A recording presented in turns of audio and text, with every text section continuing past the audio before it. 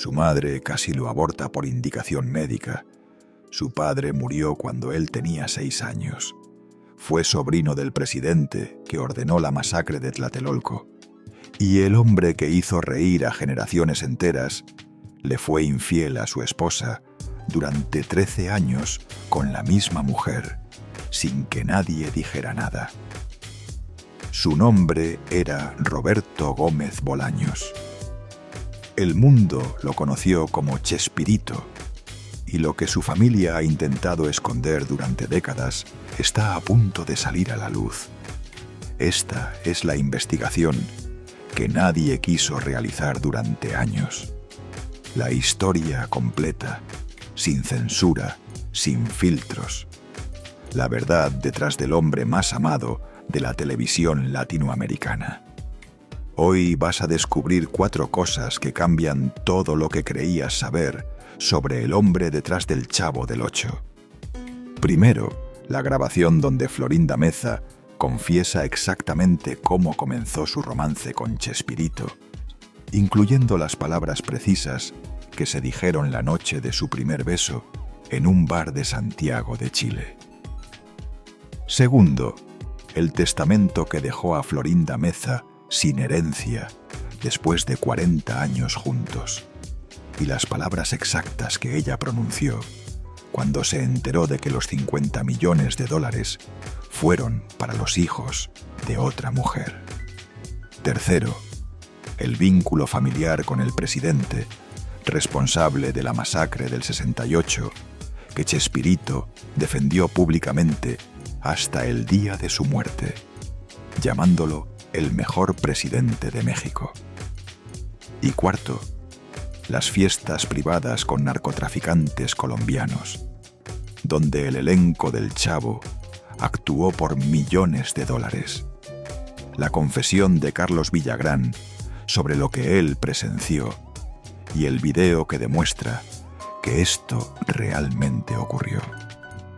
Te avisaré cuando llegue cada una. Si te vas antes del final, te pierdes la parte que su propia familia ha intentado borrar de la historia. Pero para entender cómo un niño que casi no nace se convirtió en el hombre más querido de la televisión latinoamericana, tenemos que comenzar por el principio. Un principio marcado por la tragedia, el miedo y un secreto familiar que lo cambiaría todo. 1928, Ciudad de México. Elsa Bolaños Cacho era una mujer instruida, secretaria bilingüe en una época donde las mujeres no trabajaban. Hablaba inglés a la perfección, traducía textos, escribía poesía. Era en todos los sentidos una mujer adelantada a su época. Pero ese año, sin saberlo, tomó un medicamento que contenía quinina. Era una sustancia habitual en aquella época para tratar infecciones y calambres musculares. Nadie le advirtió que podía estar embarazada. Nadie le explicó los riesgos. Que semanas después descubrió la verdad. Su médico fue directo, brutal, incluso. Tiene que someterse a un aborto. Su salud corre peligro. Podría perder la vida. El bebé podría nacer con malformaciones graves. Imagina ese momento. Una mujer joven en 1928, frente a una decisión que lo cambiaría todo. Elsa se negó. Decidió arriesgar su vida para traer a ese hijo al mundo. Meses después, el 21 de febrero de 1929, nació Roberto Mario Bolaños, el niño que no debía existir, el niño que los médicos habían condenado antes de nacer, el niño que transformaría la televisión para siempre. Guarda este detalle. Es fundamental para comprender lo que viene después, porque décadas más tarde, Chespirito utilizaría esta historia en campañas contra el aborto. La misma madre que se negó a abortar se convertiría en símbolo de su ideología conservadora. Pero volvamos a 1929. Su padre se llamaba Francisco Gómez Linares. Era un hombre de letras en toda la extensión de la palabra. Pintor, dibujante, ilustrador de revistas. Colaboraba con publicaciones relevantes como El Universal y El Continental. Se inclinaba por el dibujo minimalista, el cubismo. Era un artista reconocido, un bohemio que pasaba horas frente al lienzo mientras su familia lo observaba. Los primeros años de Roberto fueron dichosos. Una familia unida en el México posrevolucionario. Un padre presente que le transmitió el amor por la creatividad. Una madre culta que le enseñó a leer antes que la mayoría de los niños de su edad. Mi casa olía a pintura y a libros, recordaría a Chespirito décadas después. Pero esa felicidad tenía fecha de vencimiento. Cuando Roberto tenía 6 años, su padre sufrió un derrame cerebral. El hombre que pintaba mundos de colores se desplomó sin previo aviso. Los médicos no pudieron hacer nada. Francisco Gómez Linares murió poco después, dejando a Elsa sola con 3 hijos pequeños. Y todo cambió de golpe. La familia comenzó un descenso económico brutal. Se mudaban constantemente de un lado a otro. Rentaban viviendas pequeñas, a veces sin terminar. Elsa trabajaba traduciendo textos del inglés al español para sobrevivir. Escribía poemas que nadie compraba. Hacía todo lo posible para mantener a flote a sus 3 hijos. En un momento tan difícil, tomó una decisión desgarradora.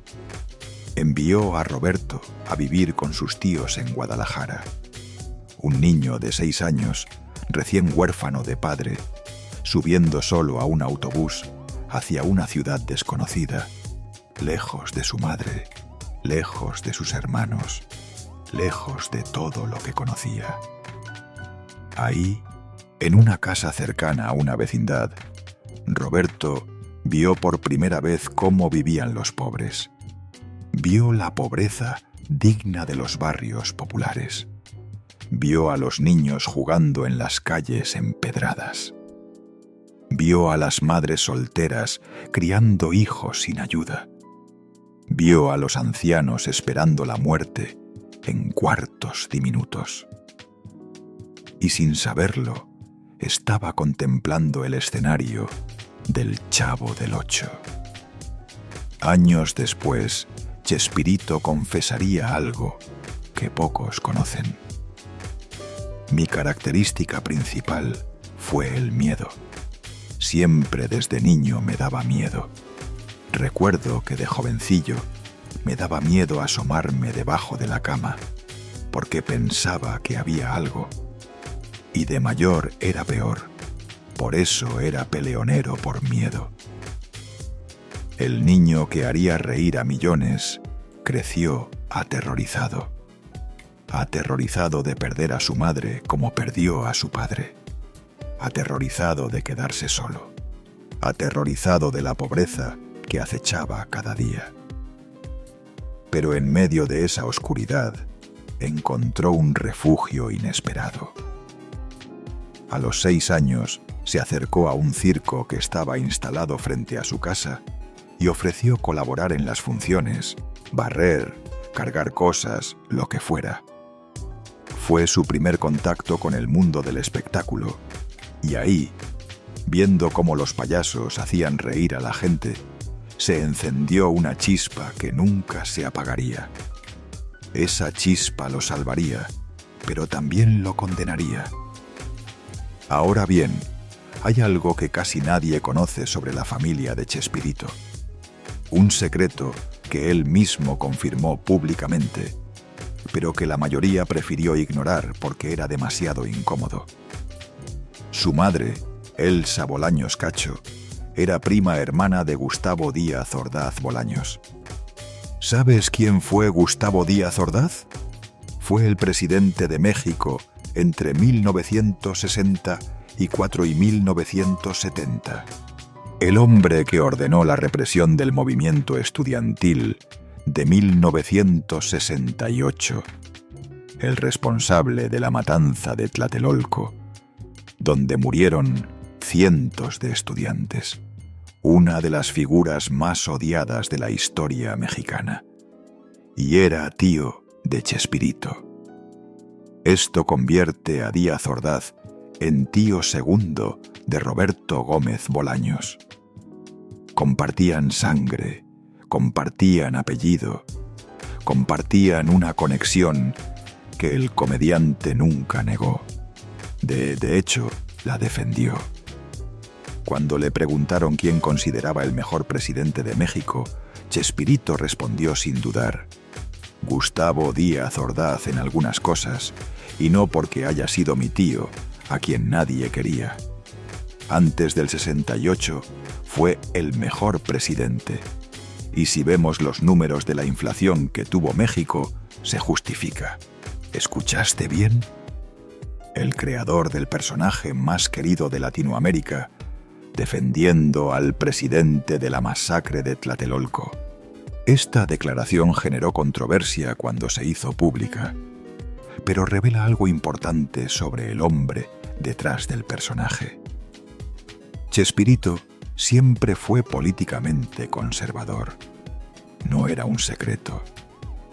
Participó en spots de campaña para Vicente Fox en el año 2000, diciendo que era el cambio que le hacía falta a México. Apoyó públicamente a Felipe Calderón en 2006. Se pronunció contra el movimiento estudiantil Yo Soy 132 en 2012. Se posicionó en contra de la legalización del aborto, usando su propia historia de nacimiento como argumento.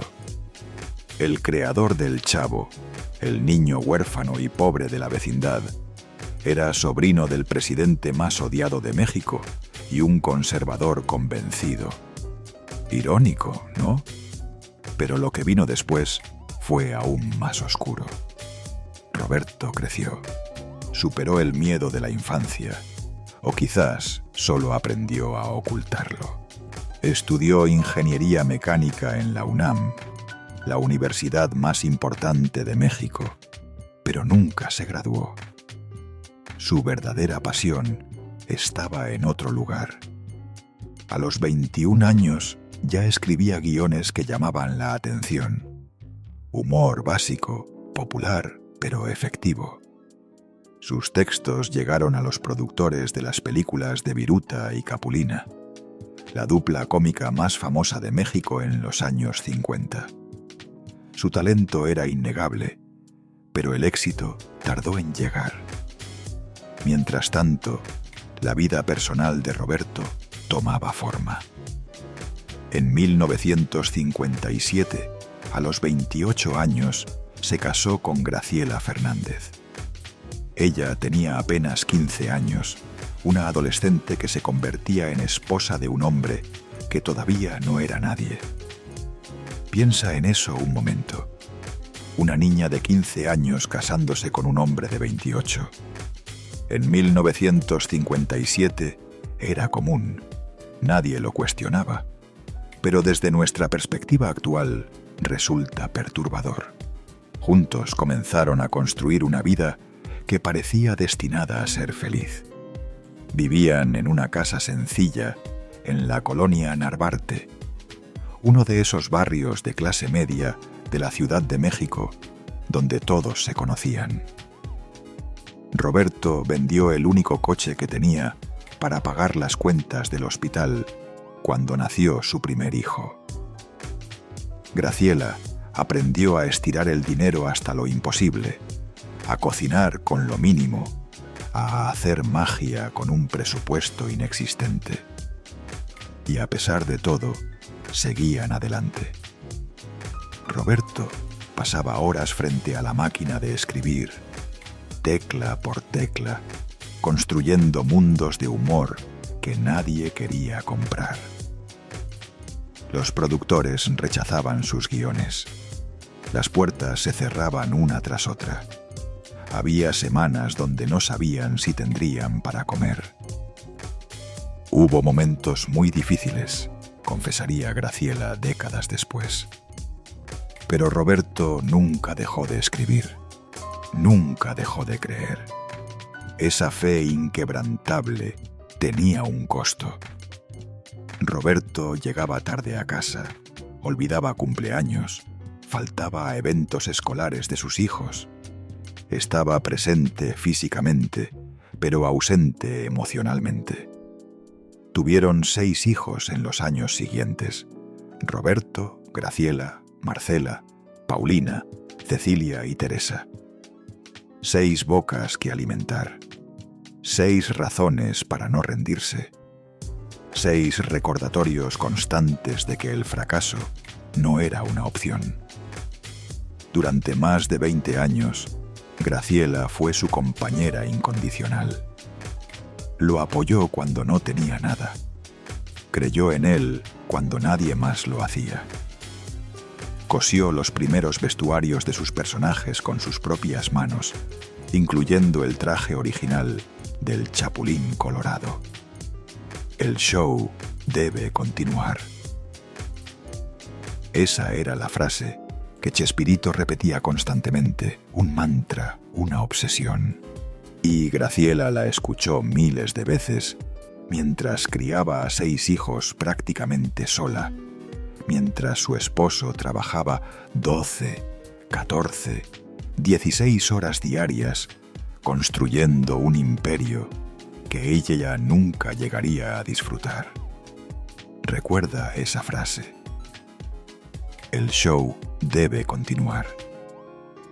Vas a entender después por qué es tan importante, por qué resume toda la vida de este hombre, por qué explica sus mayores logros y sus peores traiciones. En 1968, Roberto Gómez Bolaños conoció a un director que lo cambiaría todo. Agustín P. Delgado estaba produciendo una película y necesitaba un guionista. Le presentaron a Roberto, un hombre de baja estatura, delgado, con una energía que no se correspondía con su tamaño físico. Delgado lo miró de arriba a abajo y dijo: «Eres como un pequeño Shakespeare». En español eso se traduce como Shakespearecito, o abreviado, Chespirito. El apodo se quedó para siempre. Y en 1971 nació el Chavo del Ocho. Un niño huérfano que vive en un barril, que sueña con tortas de jamón que nunca llegan, que sufre la pobreza con dignidad y humor, que busca desesperadamente ser aceptado por una comunidad que a veces lo rechaza, a veces lo abraza. Un personaje que reflejaba, quizás sin quererlo, algo del propio Roberto. El niño que perdió a su padre a los 6 años. El niño que fue enviado lejos de su madre. El niño que creció con miedo. El niño que conoció las vecindades desde adentro. El Chavo era Chespirito y Chespirito era el Chavo. El éxito fue inmediato y arrollador. Para 1975 se calculaba que el programa era visto por más de 350 millones de televidentes cada semana. 90 países, 50 idiomas distintos, desde Brasil hasta España, desde Argentina hasta Japón. En Brasil el programa era tan popular que tenían su propio nombre para Don Ramón, Seu Madruga. Los brasileños amaban al personaje con una devoción casi religiosa. Hasta hoy, décadas después de que terminara el programa, Don Ramón sigue siendo un ícono cultural en Brasil. En Argentina, el Chavo se transmitía en horario estelar. Familias enteras se sentaban frente al televisor para ver las aventuras de la vecindad. Los niños imitaban las frases de los personajes. Los adultos reconocían en esas historias algo de sus propias vidas. En Perú, en Colombia, en Chile, en Venezuela, el fenómeno se repetía. El Chavo del Ocho había logrado algo que ningún otro programa latinoamericano había conseguido jamás: unir a un continente entero frente a la pantalla. Y todo eso salía de la mente de un solo hombre, un hombre que escribía los guiones solo, que actuaba en cada episodio, que dirigía las escenas, que tomaba todas las decisiones importantes. Roberto trabajaba como si no hubiera mañana, recordaría Florinda Meza años después. Se encerraba a escribir durante horas, fumaba cigarrillo tras cigarrillo. No comía, no descansaba, solo escribía. Esa obsesión tuvo un precio. Su salud se deterioraba, sus relaciones familiares se resquebrajaban, sus amistades se erosionaban. Pero ningún programa latinoamericano había logrado algo así antes. Ninguno lo ha logrado después. El show debía continuar y continuó. Pero aquí es donde la historia da un giro que nadie esperaba. Suscríbete al canal para no perderte ninguna de las historias que nadie más se atreve a contar. Atención, porque aquí llega la primera de las 4 cosas que casi nadie se anima a revelar sobre Chespirito. Que a principios de los años 70, una actriz joven y atractiva se incorporó al elenco del programa. Se llamaba Florinda Meza. Tenía 23 años cuando llegó al set. Chespirito tenía 41, casi 20 años de diferencia. Él estaba casado, tenía 6 hijos, era el hombre más querido de México. Y el flechazo fue instantáneo. Hay algo que muy pocos saben. Antes de que Florinda iniciara cualquier romance con Chespirito, tuvo una relación con Carlos Villagrán, el actor que interpretaba a Kiko. Existen fotos de aquella época donde se los ve con las manos entrelazadas. Villagrán lo confirmó años después. Fue una carga, dijo con amargura. Ella me buscaba constantemente. Y aquí viene lo verdaderamente irónico. Villagrán le pidió consejo al propio Chespirito sobre cómo terminar ese noviazgo con Florinda. Le dijo que no sabía qué hacer con esa mujer que lo perseguía. Chespirito, su jefe, le dio consejos sobre cómo alejarse de ella, sin saber que meses después él mismo caería rendido a los pies de esa misma mujer. Durante años, Chespirito y Florinda mantuvieron las apariencias ante el público. Él seguía casado. Ella era simplemente una actriz del elenco. Nadie debía saber la verdad. El escándalo habría destruido todo lo que habían edificado. Pero en 1976, durante una gira en Chile, algo cambió para siempre. Florinda lo ha narrado en múltiples entrevistas, siempre con el mismo nivel de detalle, como si fuera una escena ensayada, como si fuera parte de un guión que ella misma redactó.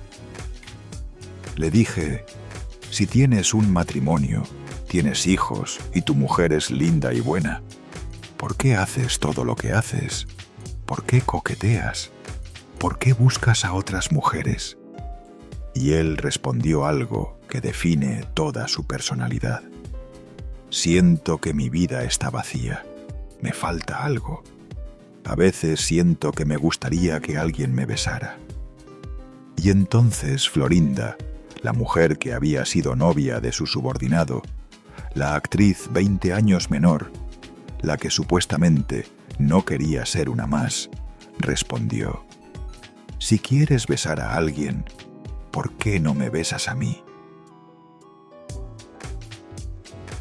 Fue un 12 de octubre de 1976 en un bar de Santiago de Chile, con otras personas presentes, incluyendo al propio hermano de Chespirito, que los miraba desde otra mesa.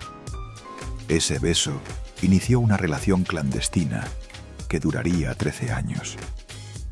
13 años de mentiras sistemáticas, 13 años de doble vida meticulosamente organizada, 13 años mientras Graciela criaba a 6 hijos sin conocer toda la verdad. O quizás sí lo sabía. Quizás siempre lo supo. Porque Florinda Meza confesó algo más en aquellas entrevistas, algo que la gente tiende a olvidar. Él era un hombre muy infiel a su esposa, muy infiel. Entonces, como andaba con tantas, yo no quería ser una más. ¿Escuchaste bien? Andaba con tantas. Florinda no fue la primera amante de Chespirito.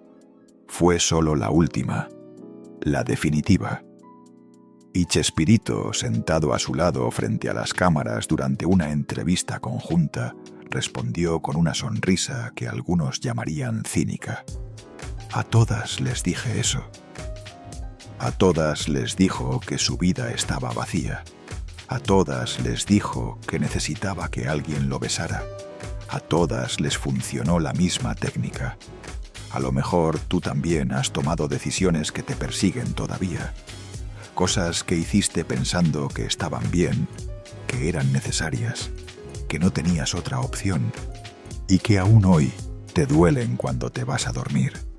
Graciela Fernández soportó más de 2 décadas de matrimonio con un hombre que le era infiel sistemáticamente, que llegaba tarde, que olía a perfume ajeno, que inventaba excusas cada vez más elaboradas. Y cuando finalmente todo terminó, sus palabras fueron devastadoras. En una entrevista rescatada del olvido, que se volvió viral con el estreno de la bioserie, Graciela, ya anciana, con el rostro marcado por el tiempo y la tristeza, apenas podía articular las palabras. Fui muy feliz, y ya cuando él se fue, primero lo sufrí mucho, mucho, mucho, mucho, mucho, mucho.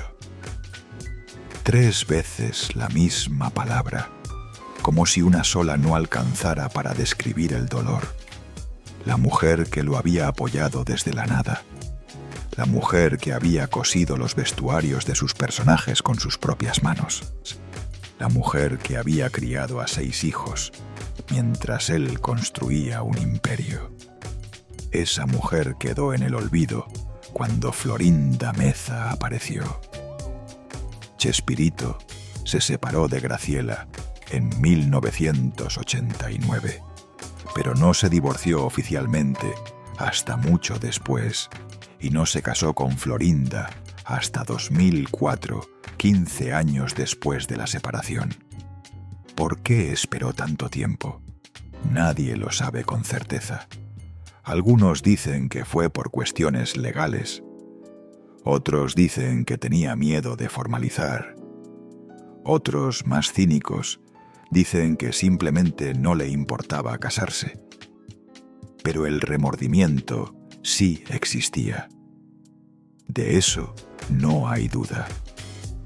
En su autobiografía, Chespirito escribió algo que revela la tormenta interna que vivió durante años.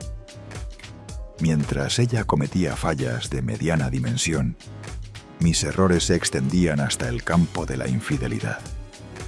No fue fácil superar aquel lacerante sentimiento de culpa. Lacerante, como una herida que no cierra, como algo que te corta desde adentro. Para compensar ese sentimiento, le dejó todo a Graciela cuando se separaron. Todas las propiedades que habían construido juntos, todos los terrenos, el mejor de sus autos, todos los muebles, todo lo que habían acumulado en más de 20 años de matrimonio. La solución de ruptura era la más razonable, escribió.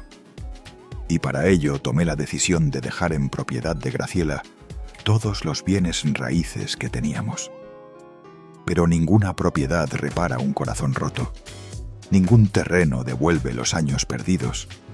Ningún auto compensa la traición de 13 años. El daño ya estaba hecho. Y mientras la familia de Chespirito se desmoronaba en silencio, el elenco del Chavo también comenzaba a fracturarse de maneras que nadie anticipaba.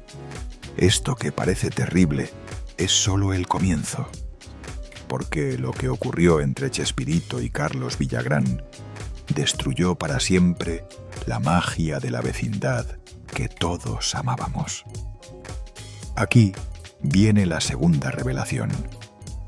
La disputa que acabó con el programa más exitoso de la televisión latinoamericana y que Chespirito jamás perdonó.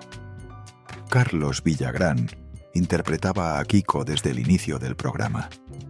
El niño rico y consentido, con sus cachetes inflados, su traje de marinero y su famoso grito de «No me simpatizas». Era, junto con el Chavo, el personaje más querido del programa. Pero detrás de cámaras, la tensión crecía cada día. Villagrán sentía que su trabajo no era reconocido, que él había aportado elementos fundamentales a la creación de Kiko, que Chespirito nunca se lo había acreditado. Los cachetes inflados, la forma de hablar, el vestuario, las muletillas. El creador del libreto es Chespirito, reconocía Villagrán. Pero cada uno de nosotros hizo su personaje. Yo busqué la gorrita porque tengo entradas muy pronunciadas. Busqué el traje de marinerito, le inflé los cachetes, fui con Chespirito y le mostré. Eso es crear un personaje. Chespirito no estaba de acuerdo. Para él todos los personajes eran creación suya. Los libretos eran suyos, las ideas eran suyas. Los actores solo interpretaban lo que él había imaginado. La tensión estalló en 1977. Durante una de las muchas giras internacionales del programa, Villagrán notó algo que lo enfureció. El 70% de las preguntas de la prensa eran para él, no para Chespirito, no para el Chavo, sino para Kiko. Se empezó a despertar la envidia, el celo profesional, recordó Villagrán años después. En un vuelo de regreso a México, después de una gira en Chile, Chespirito se sentó junto a Villagrán y le dio una noticia devastadora. Hay un problema con los registros de los personajes. Hay un déficit. Voy a tener que quitarte algo de tu sueldo. Villagrán no podía creerlo. ¿Cómo me vas a quitar si los personajes son tuyos? Yo soy solo un intérprete. La conversación se volvió tensa. Las palabras subieron de tono y cuando el avión aterrizó en México, la relación entre ambos estaba rota para siempre. Villagrán quería independizarse. Quería hacer su propio show con el personaje de Kiko. Quería que se reconociera su aporte a la creación de ese niño que millones adoraban. Chespirito no lo iba a permitir. La disputa llegó hasta la Sociedad General de Escritores de México. Abogados, demandas, años de batalla legal. El fallo fue claro. Los derechos de Kiko pertenecían a Chespirito. Él era el creador legal. Él tenía el control absoluto. Villagrán tuvo que cambiar el nombre de su personaje. De Kiko con Q pasó a Kiko con K. Un cambio mínimo que representaba una derrota total. Se mudó a Venezuela. Comenzó su propio show. Nunca volvió a ser parte del universo oficial del Chavo del Ocho. Pero las heridas nunca sanaron, ni para uno ni para el otro. En entrevistas posteriores, Chespirito llegó a decir algo que revela el nivel de rencor que guardaba. Tanto Villagrán como María Antonieta de las Nieves eran, según sus propias palabras, intelectualmente inferiores. Piensa en eso un momento. El hombre que predicaba la bondad, el creador del humor blanco, el defensor de los valores familiares, insultando públicamente a sus antiguos compañeros, llamándolos intelectualmente inferiores. El show debía continuar, pero el precio era destruir a cualquiera que se interpusiera. Chespirito no solo arruinó su relación con Villagrán, también rompió para siempre con María Antonieta de las Nieves, la mujer que interpretaba a la Chilindrina, una de las actrices más talentosas del elenco. Una mujer que lo había dado todo por el programa. La disputa con la Chilindrina fue diferente. Más silenciosa al principio, más explosiva al final. Durante años, los personajes del Chavo del Ocho no estaban registrados oficialmente a nombre de nadie, ni siquiera a nombre de Chespirito. Era una época distinta. Nadie pensaba en derechos de autor. Nadie imaginaba que esos personajes valdrían millones de dólares. María Antonieta de las Nieves lo notó y actuó. A principios de los años 2000, registró el personaje de la Chilindrina a su propio nombre. Argumentó que ella había contribuido a crearlo, que el vestuario era idea suya, que las pecas pintadas eran suyas, que la voz chillona era suya, que sin ella la Chilindrina no existiría. Chespirito no podía creerlo. La demandó junto con Televisa. La batalla legal duró años. Años de abogados, años de declaraciones, años de tensión. Y al final, María Antonieta de las Nieves ganó. El fallo judicial le otorgó los derechos legales sobre el personaje de la Chilindrina. Podía usarlo en shows propios, podía licenciarlo, podía hacer lo que quisiera con él. Para Chespirito fue una derrota humillante. Por eso la Chilindrina nunca apareció en la serie animada del Chavo del Ocho. Por eso hubo tantos años de silencio entre ellos. Por eso las heridas nunca sanaron. Y hubo algo más que separó a María Antonieta de Florinda Meza para siempre. Un abrigo de pieles. Suena ridículo, pero así terminan las amistades a veces. Durante una gira en Argentina, a finales de los 70, Florinda y María Antonieta eran amigas. Salían juntas de compras, compartían confidencias. Eran las dos mujeres jóvenes del elenco. Ambas compraron abrigos de piel, costosos, lujosos, prohibidos de ingresar a México sin pagar impuestos. María Antonieta escondió los suyos en el fondo de su maleta. Pasó la aduana sin problemas. Pero Florinda fue descubierta. Los agentes abrieron su equipaje y encontraron el abrigo. Y entonces Florinda hizo algo que María Antonieta nunca le perdonó. Dijo: ¿y por qué María Antonieta sí puede pasar los suyos? Los agentes revisaron las maletas de María Antonieta y le confiscaron todo. Ahí creo que se cortó nuestra relación, confesó la Chilindrina décadas después. Se rompió algo, porque yo no me esperaba que me echara de cabeza así. Una traición por un abrigo de pieles. Suena absurdo, pero las amistades se destruyen por menos. Con la salida de Kiko, en 1978, el programa empezó a perder su esencia. Faltaba ese contrapunto perfecto entre el niño pobre y el niño rico. Faltaban las peleas. Faltaba la magia. Poco después, don Ramón también se fue. Ramón Valdés, el entrañable padre de la Chilindrina, el vecino eterno, el hombre de los 1000 oficios y ningún peso, abandonó el programa en 1979. ¿Por qué?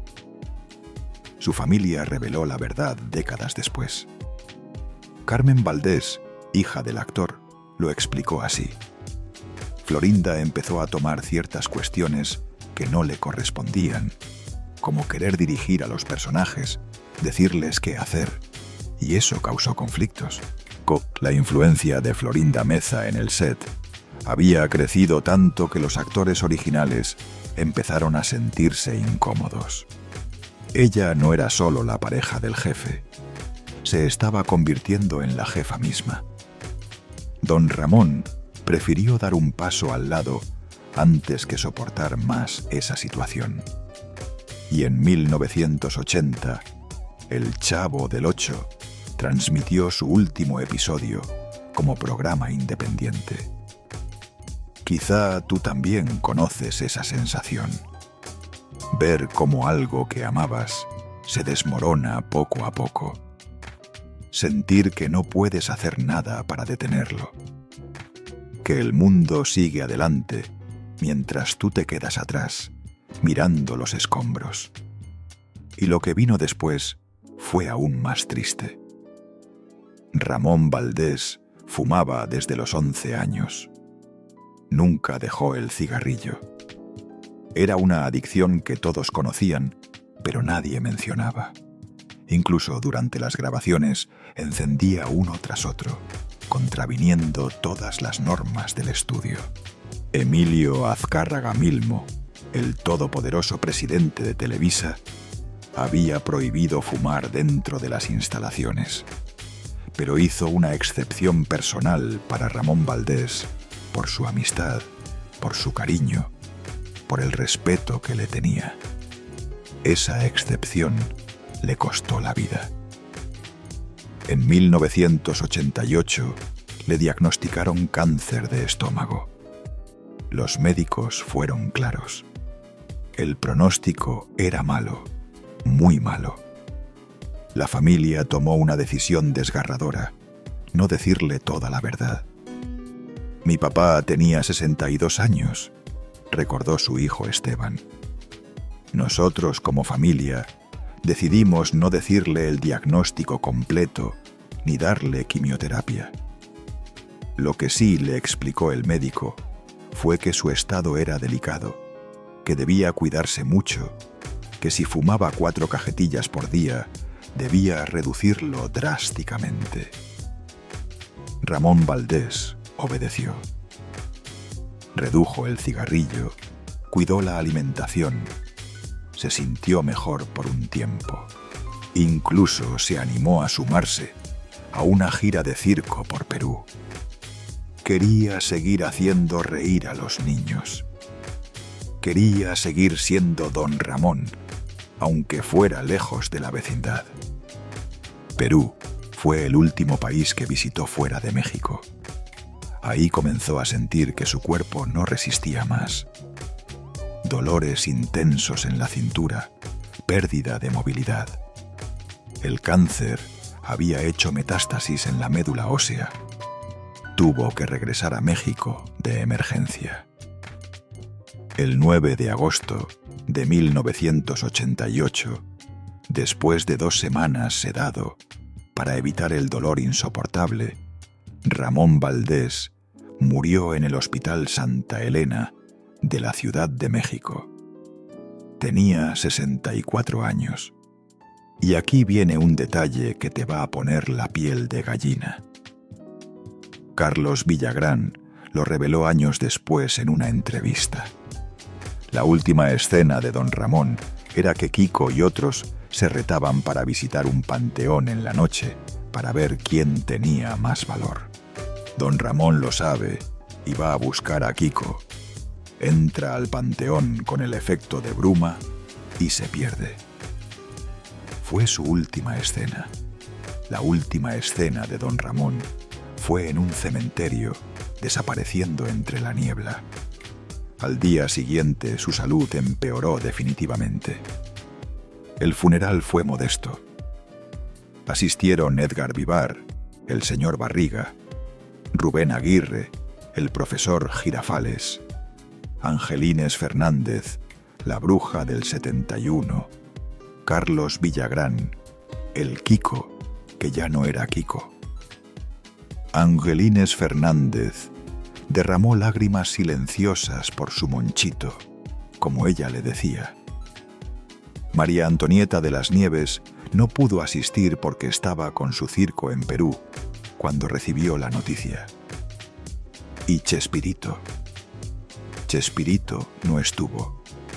Estaba fuera de México. Llegó tarde. No pudo despedirse de su amigo, del hombre que había hecho de Don Ramón un personaje inolvidable, del actor que había dejado el programa a causa de los conflictos internos. Según sus propias palabras, eso le pesó el resto de su vida. Pero para entonces, el show debe continuar. Ya no era solo una frase, era una maldición. Y ahora sí, la tercera revelación. Esta es quizás la más sorprendente de todas. La conexión de Chespirito con el narcotráfico colombiano. Esto no es un rumor de internet, no es una teoría conspirativa. Hay testimonios, hay videos y hay confesiones de primera mano de personas que estuvieron ahí. En 1995, un noticiero colombiano llamado Krypton reveló algo que sacudió al mundo del espectáculo. Existía un video donde aparecía Chespirito junto a su elenco, actuando en una fiesta privada del empresario colombiano Justo Pastor Perafán. ¿Quién era Justo Pastor Perafán? En ese entonces era conocido como un exitoso hombre de negocios, propietario de hoteles, amigo de políticos, condecorado por el Congreso colombiano por sus actividades industriales. Años después, la verdad salió a la luz. Vera Perafán era el líder del cartel de Bogotá, un narcotraficante que acumuló una fortuna superior a los 12.000 millones de dólares traficando cocaína hacia Estados Unidos. Fue capturado en Venezuela en 1997 y extraditado. Actualmente cumple una condena de 30 años en una prisión estadounidense. Y Chespirito había actuado en su fiesta privada. Pero eso no fue todo. Fernando Rodríguez Mondragón, hijo del capo Gilberto Rodríguez Orejuela, uno de los líderes del cartel de Cali, confesó algo aún más grave. Chespirito y gran parte del elenco del Chavo asistieron en varias ocasiones a fiestas privadas en Medellín y Cali, financiadas con dinero del narcotráfico. Y entonces llegó la confirmación definitiva. Carlos Villagrán, el mismísimo Kiko, lo dijo en una entrevista en 2020, sin rodeos, sin eufemismos, mirando directamente a la cámara como si estuviera confesando un secreto guardado durante décadas. Yo no fui, y tengo ese orgullo de decir no fui. Pero sí fue Roberto. Fue todo el grupo del Chavo del Ocho, menos yo. Ellos sí trabajaron para Pablo Escobar. Esas palabras cayeron como una bomba en el mundo del espectáculo latinoamericano. El hombre que había creado al personaje más inocente de la televisión, actuando para el narcotraficante más sanguinario de la historia. Villagrán contó cómo los emisarios del capo más famoso de Colombia llegaron a buscarlo con una propuesta imposible de rechazar. Fue en un hotel de Ciudad de México. Llegaron vestidos de traje, educados, sonrientes, como si fueran ejecutivos de cualquier empresa. Traían un portafolio, recordó. Lo abrieron, sacaron una chequera, me la pusieron en la mesita de centro. La abrieron y me dijeron: mañana es el cumpleaños de la hija de mi patrón. Ponga usted la cantidad que quiera, hasta $1.000.000. $1.000.000 en efectivo por una sola actuación. Se me heló el cuerpo, confesó Villagrán. Todo el cuerpo. No esperaba una cosa así. Me dio un miedo tremendo.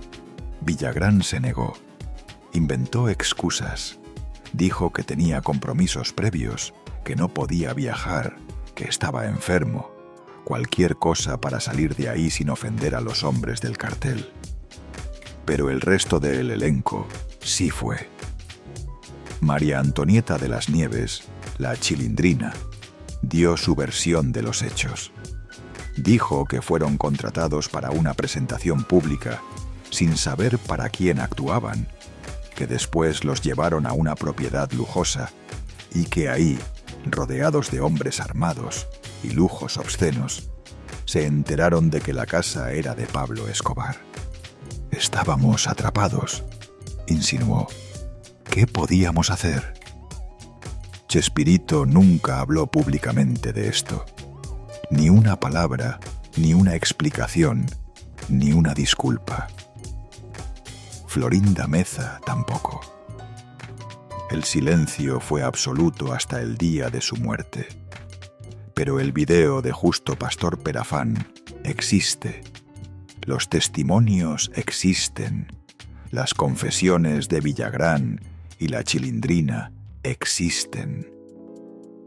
Y la pregunta queda flotando como una sombra sobre el legado del Chavo del Ocho. ¿Cuántas veces el hombre más querido de la televisión latinoamericana actuó para los carteles de la droga? ¿Cuánto dinero manchado de sangre recibió a cambio de hacer reír a los hijos de los capos? Nadie lo sabe con certeza y probablemente nunca lo sabremos, porque el show debía continuar y continuó, sin importar quién pagara la entrada. Si esta historia te está abriendo los ojos sobre el hombre detrás del personaje, suscríbete al canal. Aquí contamos lo que otros callan. Ahora bien, hay algo que todavía no te he contado. Algo que cambió la vida de millones de latinoamericanos de un día para otro. El 31 de julio de 2020, todas las televisoras del mundo dejaron de transmitir El Chavo del Ocho. De un día para otro, sin previo aviso, los programas de Chespirito desaparecieron de las pantallas de más de 20 países. México, Argentina, Brasil, Perú, Colombia, Chile, Venezuela. Todos perdieron al Chavo el mismo día. ¿Por qué? La versión oficial: una disputa entre Televisa y el grupo Chespirito por los derechos de transmisión. Edgar Vivar, el eterno señor Barriga, lo explicó así. Chespirito había cedido a Televisa los derechos de sus personajes hasta el 31 de julio de 2020. No se renovaron esos derechos. La empresa no quiso pagar lo que pedían. Y Florinda Meza fue más directa, más cruda. Si Televisa paga hasta por un año de derechos a un equipo de fútbol 50 millones de pesos, ¿cómo va a pagar una décima parte de eso? Sí, por 15 años de los derechos de Chespirito. La respuesta dolía, porque para Televisa el legado de Chespirito ya no valía lo que antes. Graciela Gómez Fernández, la hija mayor del comediante, respondió con amargura: es una pena que quien más se benefició de los programas de Chespirito hoy afirme que ya no valen nada. Durante 4 años, el programa más visto de la historia de la televisión latinoamericana estuvo fuera del aire. 4 años sin el Chavo pidiendo tortas de jamón. 4 años sin don Ramón esquivando la renta. 4 años sin doña Florinda y su vámonos tesoro. 4 años de silencio en la vecindad. Para millones de latinoamericanos fue como perder a un amigo de la infancia. Las redes sociales explotaron con mensajes de indignación. Sin Chavo no hay infancia, escribían. Regrese en el programa, suplicaban. Peticiones en change.org, hashtags virales, protestas digitales. Pero nada cambió. Televisa y la familia Gómez no llegaban a un acuerdo. Los abogados seguían negociando, los meses se convertían en años y el Chavo seguía fuera del aire. Para una generación entera, ese programa representaba algo más que entretenimiento.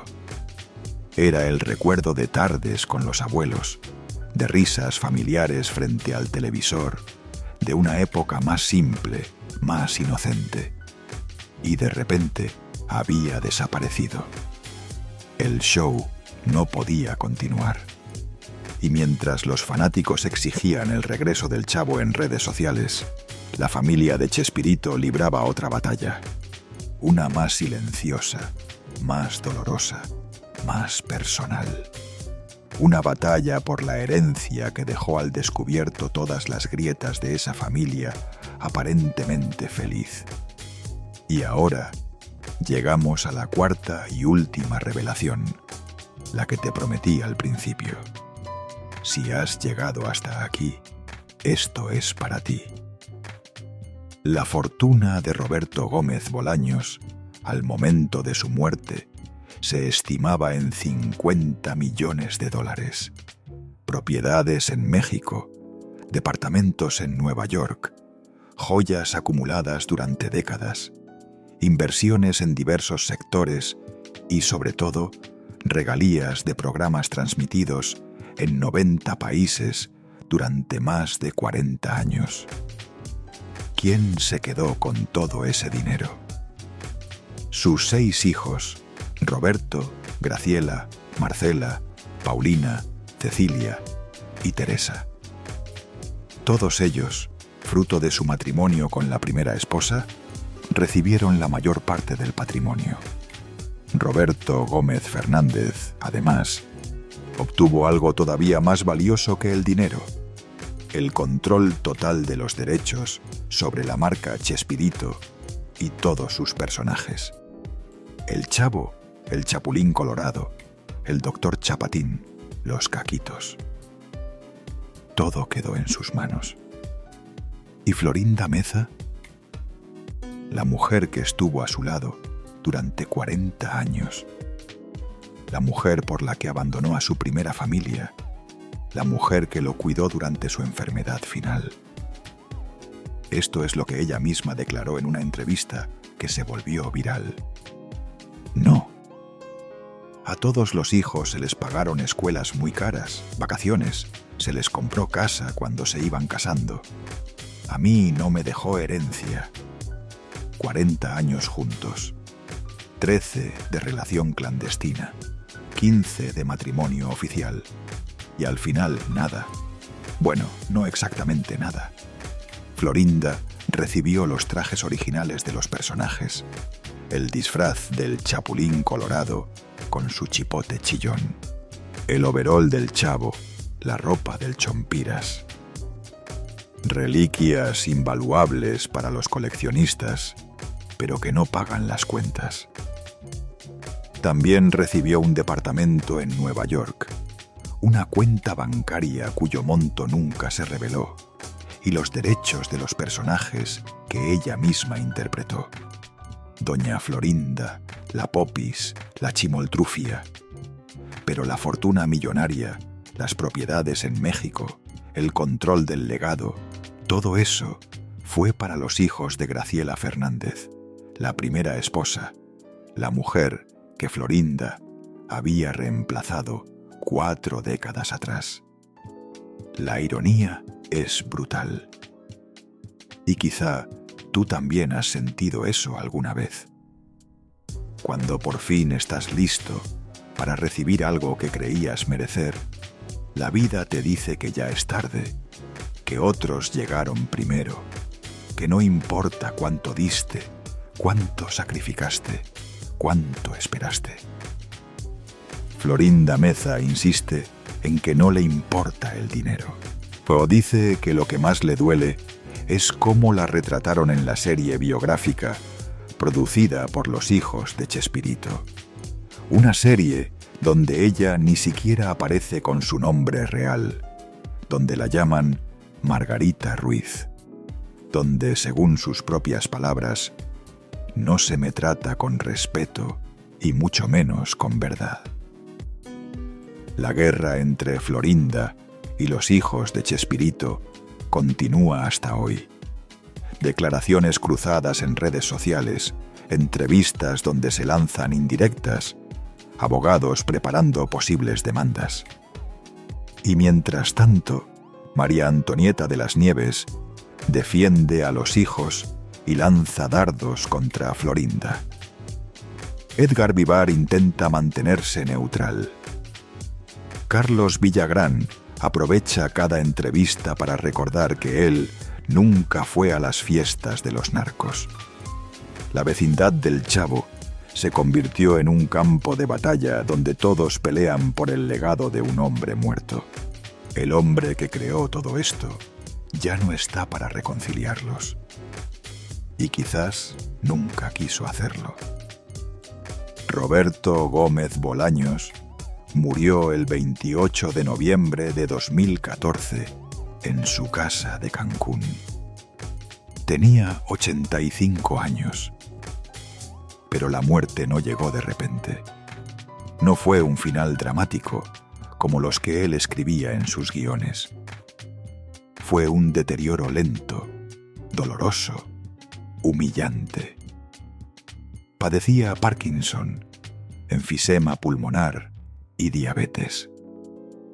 3 enfermedades que fueron consumiendo su cuerpo y su mente durante años. En sus últimos tiempos, Chespirito ya no era Chespirito. Florinda lo describió con una honestidad desgarradora. Roberto demostró varios cambios de personalidad y me sorprendió porque él siempre fue bueno, tolerante y decente. Pero por momentos se ponía violento conmigo y me decía cosas horribles.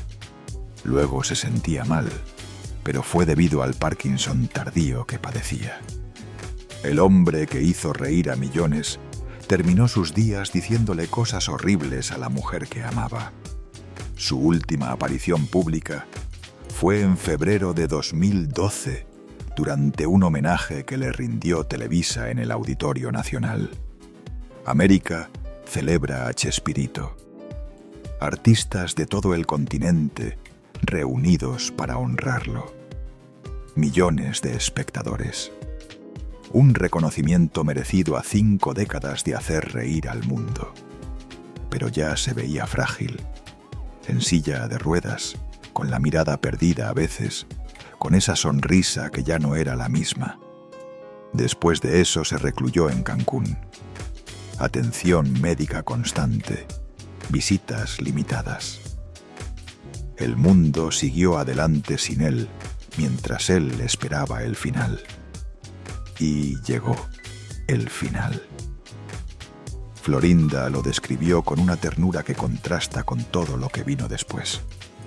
La muerte de él fue tan distinta. Primero empezó a jalar aire. Bueno, parecía que sonreía, mirando un punto fijo, con una luz en sus ojos que ya había perdido el día anterior. De pronto había una luz en sus ojos, como si estuviera mirando algo muy bello. Yo estoy segura de que debe haber algo más allá, continuó, que alguien o algo estaba mirando, porque había una expresión en su cara hasta placentera. Ella intentó darle masaje cardíaco, lo sostuvo en sus brazos, le suplicó que no se fuera. Él estaba muriendo y yo veía que exhalaba, pero sonriendo. Entonces empecé a darle masaje. Volvió a respirar y siguió así. Yo nada más decía: «No te vayas, vive, no te vayas». Todos mis perros aullaban, recordó. Pero el show ya no podía continuar. Roberto Gómez Bolaños. Chespirito, el pequeño Shakespeare, el hombre que casi no nace, el huérfano que creció con miedo, el genio que hizo reír a 350 millones de personas. Murió en brazos de la mujer por la que había destruido su primera familia. Su funeral fue en el Estadio Azteca. Miles de personas, un mar de lágrimas, un féretro cubierto con una bandera que llevaba los emblemas de sus personajes más queridos. Mariachi tocando las canciones que todos conocíamos de memoria. El adiós de un continente entero a su comediante favorito. Fue sepultado en el Panteón Francés de la Piedad, en Ciudad de México, un lugar exclusivo donde solo la familia tiene acceso. La muerte de Chespirito marcó el fin de una era, pero también abrió las puertas a décadas de conflictos que él mismo había sembrado durante su vida.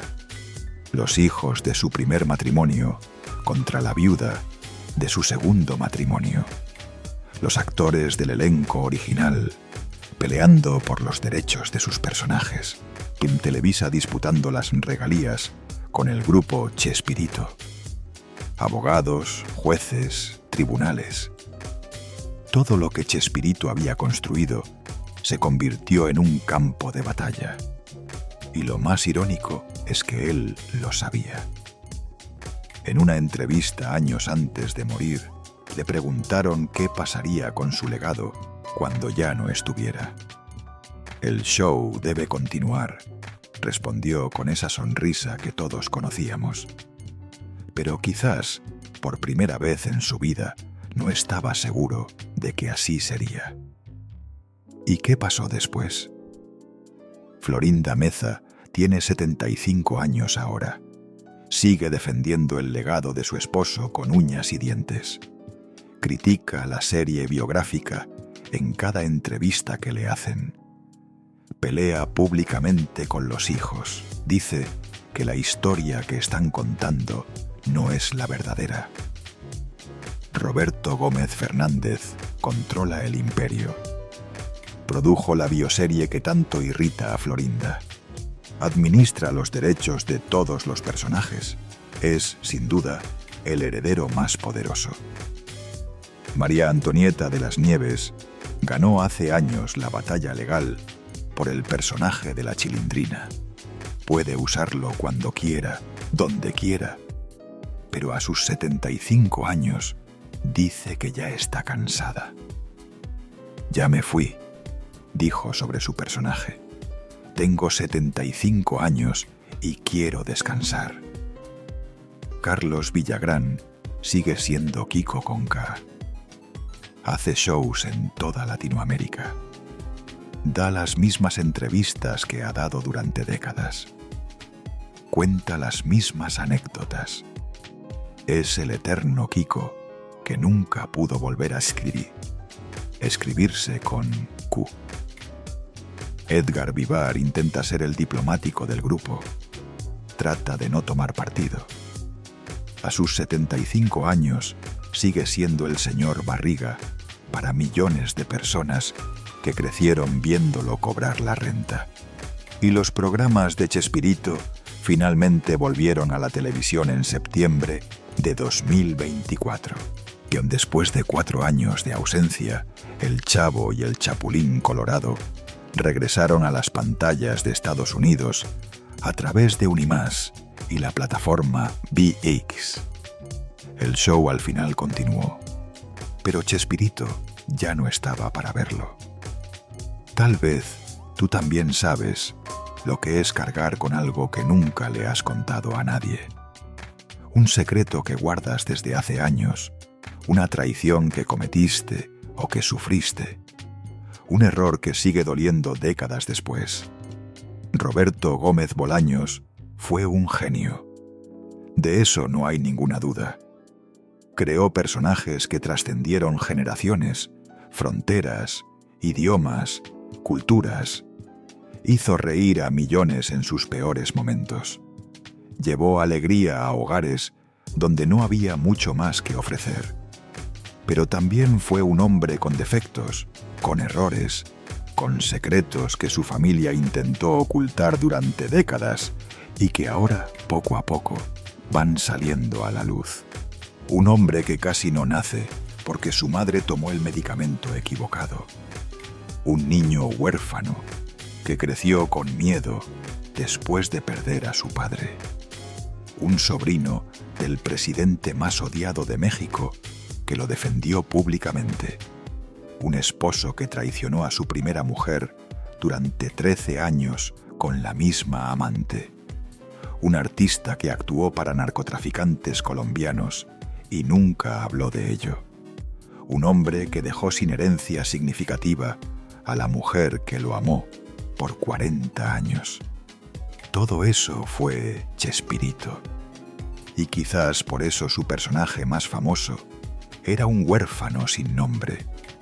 Un niño que vivía en un barril, que soñaba con tortas de jamón que casi nunca llegaban, que nunca tuvo padres conocidos, que buscaba desesperadamente ser aceptado por una comunidad que a veces lo rechazaba con crueldad y a veces lo abrazaba con ternura. El Chavo no era solo un personaje de televisión, era el reflejo del hombre que lo creó.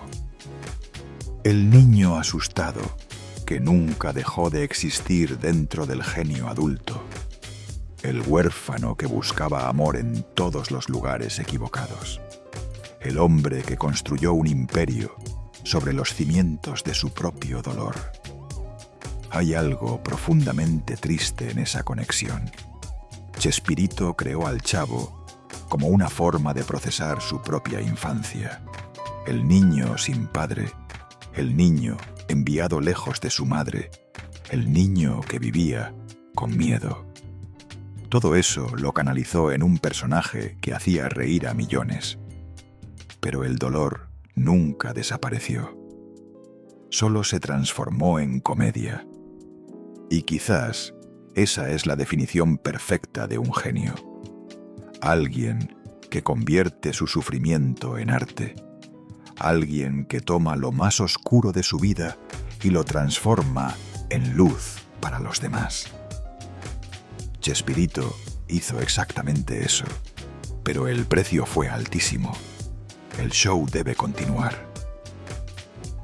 Esa frase definió toda su vida. La escuchó de niño cuando tuvo que dejar a su madre e irse a vivir con sus tíos. La repitió cuando su matrimonio se caía a pedazos y él seguía grabando. La usó para justificar las traiciones, los silencios, las ausencias. La convirtió en su escudo contra todo lo que dolía, hasta que el show ya no pudo continuar más. Si quieres que más personas conozcan esta historia completa, la verdadera historia detrás del Chavo del Ocho, suscríbete a Detrás de la Fama y comparte este video